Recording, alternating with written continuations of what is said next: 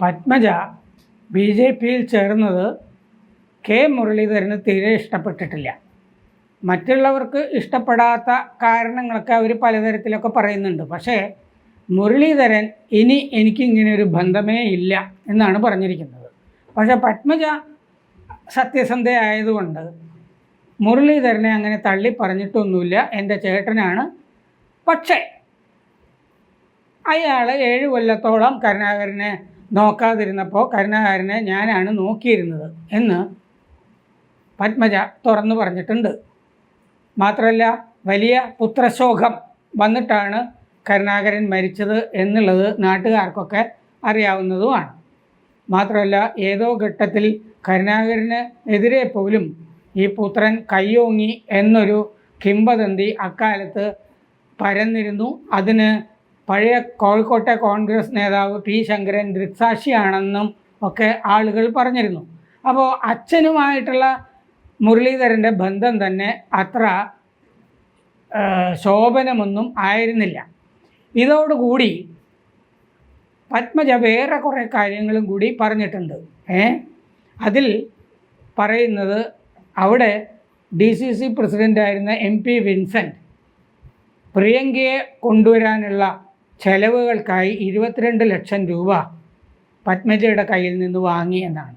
അതല്ലാതെ വേറെ ഇലക്ഷൻ ചെലവുകൾക്കായി അയാൾ 12 ലക്ഷം രൂപ കൂടി വാങ്ങി എന്നും പത്മജ ആരോപിച്ചിട്ടുണ്ട്. എന്നിട്ട് എന്തു പറ്റി? അവിടെ വേദിയിൽ നിന്നോളാൻ പറഞ്ഞു പത്മജയോട്. അവർ വേദിയിൽ നിന്നു.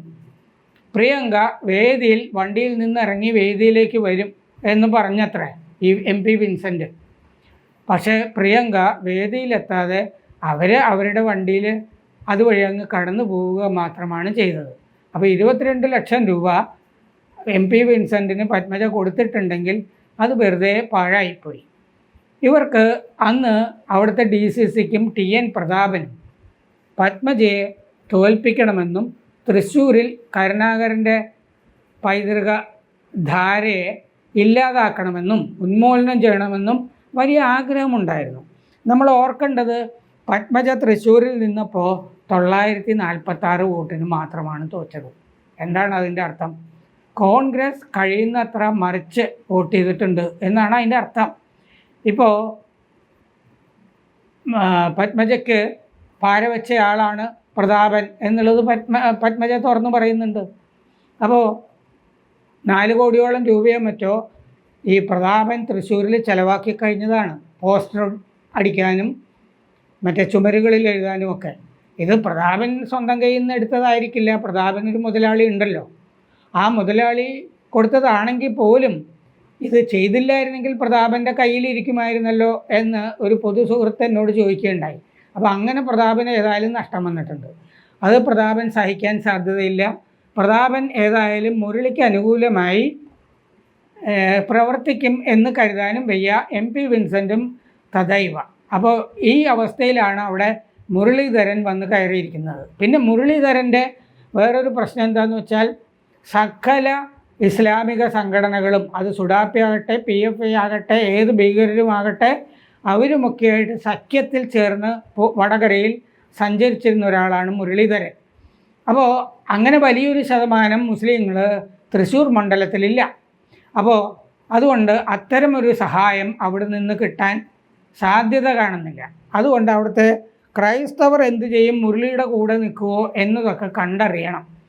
കാരണം എന്താണെന്ന് വെച്ചാൽ, കേന്ദ്രത്തിൽ കോൺഗ്രസ് മന്ത്രിസഭ വരാൻ ഒരു സാധ്യതയില്ലെന്നും മോദി തന്നെയാണ് വരികയെന്നും ഒക്കെ എല്ലാവർക്കും അറിയാം. കഴിഞ്ഞ തവണ വയനാട്ടിൽ രാഹുൽ ഗാന്ധി വന്നു നിന്നപ്പോൾ കോൺഗ്രസ് കേന്ദ്രത്തിൽ ഭരണത്തിൽ വരും, രാഹുൽ പ്രധാനമന്ത്രിയാവും, നമുക്കതിൻ്റെ ആനുകൂല്യം കിട്ടും എന്നൊക്കെ ആളുകൾ തെറ്റിദ്ധരിച്ചിരുന്നു.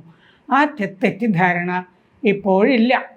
അതുകൊണ്ട് സുരേഷ് ഗോപി എന്തായാലും ധാരാളം വോട്ട് പിടിക്കും എന്നുള്ള കാര്യത്തിലും ഒരു ശങ്കയും വേണ്ട. മോദി അദ്ദേഹത്തിൻ്റെ കൂടെ നിൽക്കുന്നുണ്ട്, നന്നായി മോണിറ്റർ ചെയ്യുന്നുണ്ട്, അവിടെ പ്രവർത്തനം നന്നായിട്ട് നടന്നിട്ടുണ്ട്. ഒരു സ്ഥലത്ത് വേണ്ടത്ര വോട്ടർമാർ ചേർത്തില്ല എന്നൊരു പരിഭവം അദ്ദേഹം സുരേഷ് ഗോപി പറയുകയും ഉണ്ടായി.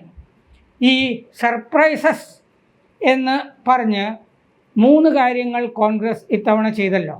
മുരളീധരനെ തൃശ്ശൂരിൽ കൊണ്ടുവരിക, KC വേണുഗോപാലിനെ ആലപ്പുഴയിൽ കൊണ്ടുവരിക, ഷാഫി പറമ്പലിനെ വടകരയിൽ കൊണ്ടുവരിക. ഇതൊക്കെ അസംബന്ധമായിരുന്നു എന്നുള്ളതാണ് വാസ്തവം. കാരണം ഷാഫി പറമ്പിൽ MLA ആണ്.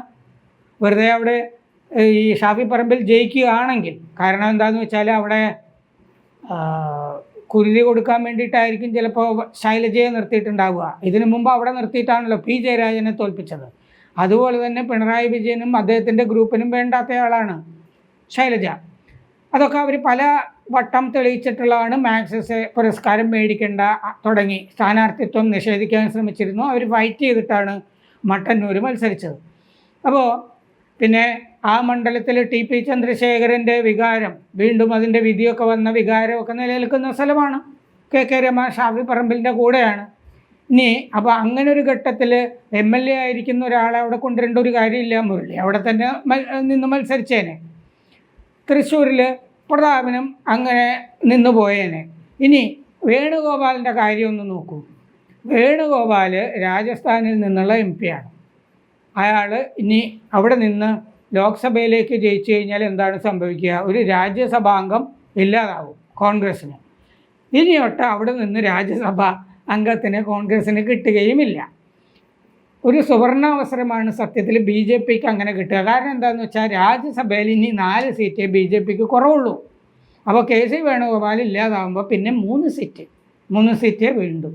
അതെന്തായാലും ഈ ജൂലൈയിൽ രാജ്യസഭാ തിരഞ്ഞെടുപ്പുകൾ കിട്ടുമ്പോൾ BJPക്ക് കിട്ടും. BJP അത് ആ അവസരം നോക്കിയിരിക്കുകയാണ്. രാജ്യസഭയിൽ ഭൂരിപക്ഷം നേടിയിട്ട് വേണം ഏക സിവിൽ കോഡ് കൊണ്ടുവരാൻ. അത് ഇപ്പോൾ തിരഞ്ഞെടുപ്പിന് മുമ്പ് ഈ CAA ഭേദഗതി ചട്ടങ്ങൾ വന്നതുപോലെ അടുത്ത മോദി മന്ത്രിസഭയുടെ കാലത്ത് അത് വരുന്നുള്ള കാര്യത്തിൽ ഒരു സംശയവും ഇല്ല. ഇനി പത്മജ പറയുന്ന മറ്റൊന്ന് കരുണാകരൻ സ്മാരകം സംബന്ധിച്ചിട്ടാണ്. കരുണാകരൻ സ്മാരകം പടുത്തുയർത്തുന്ന കാര്യത്തിൽ 14 കൊല്ലമായി ഈ കോൺഗ്രസ്സുകാർ യാതൊന്നും ചെയ്തിട്ടില്ല.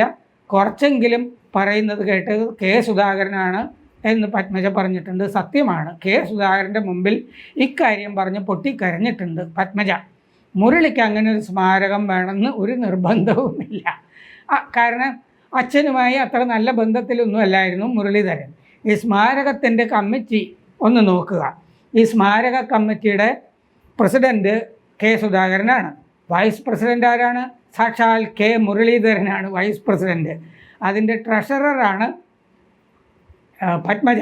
അതിൻ്റെ സെക്രട്ടറി ഇബ്രാഹിം കുട്ടി കല്ലാർ. അപ്പോൾ ട്രഷറർ ഓരോ ബൂത്തിൽ നിന്നും 10,000 രൂപ വെച്ച് പിരിക്കണം എന്ന് തീരുമാനിച്ച് ഇത് കൂപ്പണൊക്കെ എല്ലാവർക്കും ഉണ്ടാക്കി കൊടുത്തു. അങ്ങനെ ബൂത്തുകളിൽ നിന്ന് ഇത് 35 കോടി രൂപ 11 നില. അതിൻ്റെ അകത്തൊരു ചിത്രകലാ കേന്ദ്രം, ചിത്രകല പഠിപ്പിക്കാൻ. കാരണം കരുണാകരന് ചിത്രകല അറിയാമായിരുന്നല്ലോ, കാർട്ടൂണൊക്കെ വരച്ചിരുന്നു. അപ്പോൾ അങ്ങനെയൊക്കെ 1,00,000 സ്ക്വയർ ഫീറ്റ് അങ്ങനെയൊക്കെ പ്ലാൻ ചെയ്തിരുന്ന ഒരു സ്മാരക മന്ദിരമാണത്. അതിന് സർക്കാർ സ്ഥലവും വിട്ടുകൊടുത്തു. പക്ഷേ ഈ ബൂത്തുകളിൽ നിന്ന് 1.5 കോടി രൂപയാണ് പിരിഞ്ഞു കിട്ടിയത്. 1.5 കോടി രൂപ പിരിഞ്ഞു കിട്ടി. ഇനി പത്മജ പറയേണ്ട ഒരു ഭാഗം അതാണ്. 1.5 കോടി രൂപ പിരിഞ്ഞു കിട്ടിയെങ്കിൽ ട്രഷററായ പത്മജയുടെ കയ്യിലാണ് അത് വരേണ്ടിയിരുന്നത്. ആ 1.5 കോടി രൂപ പത്മജയ്ക്ക് കിട്ടിയോ, അതോ അത് വേറെ ആരുടെയെങ്കിലും കയ്യിലാണോ കിട്ടിയേ? ആ 1.5 കോടി രൂപ അങ്ങനെ കിട്ടിയ ആരെങ്കിലും തട്ടിയെടുത്തിട്ടുണ്ടോ? ഇനി അടുത്ത പത്രസമ്മേളനത്തിൽ അവർ ഇത് പറയും എന്നാണ് ഞാൻ കരുതുന്നത്. ഈ മുരളി പറഞ്ഞ വേറൊരു കാര്യം ഈ ചാണകക്കുഴിയിൽ ആണ്ടിരിക്കുകയാണ് ഇവർ എന്നാണ്. ചാണകക്കുഴിയിൽ ആണ്ടിരിക്കുകയാണ് പത്മജ എന്നാണ് അദ്ദേഹം പറഞ്ഞിരിക്കുന്നത്. അതുകൊണ്ട് ഞാൻ മുരളിയെ ഓർമ്മിപ്പിക്കുകയാണ്, കരുണാകരന് BJP ചാണകമായിരുന്നില്ല. അദ്ദേഹം ചാണകം വിശുദ്ധമാണ് എന്ന് കണ്ടിരുന്നൊരു സനാതനിയാണ്. മുരളിക്ക് അങ്ങനെ ആത്മീയതയോ അമ്പലത്തിൽ പോക്കോ കരുണാകരൻ്റെ ആ ആത്മീയ പാരമ്പര്യമോ ഗുരുവായൂർ യാത്രയോ ഒന്നും അറിയില്ല. അതുകൊണ്ട് 1991 കരുണാകരൻ BJPക്കൊപ്പം നിന്ന് വോട്ട് മേടിച്ച ആളാണ്. അതാണ് കോലി ബി സഖ്യം എന്നറിയപ്പെടുന്നത്. ബേപ്പൂരിൽ ഡോക്ടർ K മാധവൻകുട്ടിയെ സ്വതന്ത്രനായിട്ട് BJP നിർത്തി. അദ്ദേഹത്തിന് വേണ്ടി കരുണാകരനും പാണക്കാട് തങ്ങളും ഈ BJP സ്ഥാനാർത്ഥിക്ക് വേണ്ടി ബേപ്പൂരിൽ 20 റാലികളിൽ പ്രസംഗിച്ചു. പാണക്കാട് തങ്ങൾ വലിയ സഹകരണമായിരുന്നു എന്ന് ഡോക്ടർ മാധവൻകുട്ടി പിൽക്കാലത്ത് ഓർമ്മിക്കുകയുണ്ടായി. ഇതിന് പകരം 40 മണ്ഡലങ്ങളിലെ BJP വോട്ട് കൊടുക്കുന്ന കരാറുണ്ടായിരുന്നു. വടകര ലോക്സഭാ മണ്ഡലത്തിൽ M. രത്നസിംഗ് മത്സരിക്കുന്നു, അദ്ദേഹത്തിന് BJP വോട്ട് കൊടുക്കണമെന്ന് കരാറുണ്ടായിരുന്നു. തിരുവനന്തപുരം ലോക്സഭാ മണ്ഡലത്തിൽ BJP സ്ഥാനാർത്ഥി O. രാജഗോപാലിന് വോട്ട് കൊടുക്കും എന്നുള്ളത് ഈ കരാറിൻ്റെ ഭാഗമായിരുന്നു. അതുപോലെ ഈസ്റ്റിൽ K. രാമൻപിള്ളയ്ക്ക് വോട്ട് കൊടുക്കും എന്നുള്ളത് കരാറായിരുന്നു. പക്ഷേ ഡോക്ടർ മാധവൻകുട്ടി പറയുന്നത് ലീഗ് മാത്രമാണ് അദ്ദേഹത്തിന് വോട്ട് കൊടുത്തത് എന്നാണ്. കോൺഗ്രസ് ഒരു മണ്ഡലത്തിലും തിരിച്ച് BJPക്ക് വോട്ട് കൊടുത്തില്ല. ആൻ്റണിക്ക് ആ സഖ്യത്തിനോട് താല്പര്യവും ഉണ്ടായിരുന്നില്ല. പക്ഷേ ഇപ്പോൾ പത്മജ ഓർക്കുന്ന ഒരു കാര്യം, അന്നത്തെ BJP നേതാവ് KG മാരാർ K. കരുണാകരൻ്റെ ബന്ധുവായിരുന്നു എന്നാണ്. അതുകൊണ്ട് കരുണാകരന് അത്യുത്സാഹവുമാണ്. അതുകൊണ്ട് എനിക്ക് മുരളീധരനെ ഓർമ്മിപ്പിക്കാനുള്ളത് അദ്ദേഹത്തിൻ്റെ സഹോദരി പത്മജ മാത്രമല്ല, അദ്ദേഹത്തിൻ്റെ പിതാവ് K. കരുണാകരനും ചാണകത്തിൽ ചവിട്ടിയിട്ടുണ്ട്. അത് സന്തോഷത്തോടു കൂടിയാണ് ചെയ്തത്. കാരണം എന്താണ്? ചാണകം പഞ്ചഗവ്യത്തിലെ ഒരു ഘടകമാണ്. ചാണകവറളികൾ ഹോമകുണ്ഡങ്ങളിൽ അനിവാര്യവുമാണ്. അതുകൊണ്ട് ചാണകം മനുഷ്യർക്ക് നൽകുന്ന പശു, ഇതൊക്കെ വിശുദ്ധമായ സംഭവങ്ങളായിട്ടാണ് ഹിന്ദുക്കൾ കരുതുന്നത്. അതായത് മുസ്ലിം പാളയത്തിൽ ചെന്ന് ഹിന്ദു വിരുദ്ധനായിരിക്കുന്ന മുരളിക്ക് ഇത്തരം കാര്യങ്ങൾ അറിയാത്തത് കൊണ്ടല്ല ആയിരിക്കാം, അല്ലെങ്കിൽ അറിയുന്നില്ല എന്ന് ഭാവിക്കുന്നത് കൊണ്ടായിരിക്കാം. എന്തായാലും മുരളിയുടെ സഹോദരി പത്മജ BJP പാളയത്തിലെത്തിയത് സ്വാഗതാർഹമാണ്.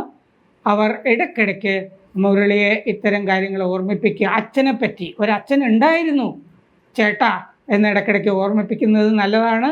തൃശ്ശൂരിൽ പോയി മുരളീധരനെതിരെ പണിയെടുക്കുന്നത് നന്നായിരിക്കും.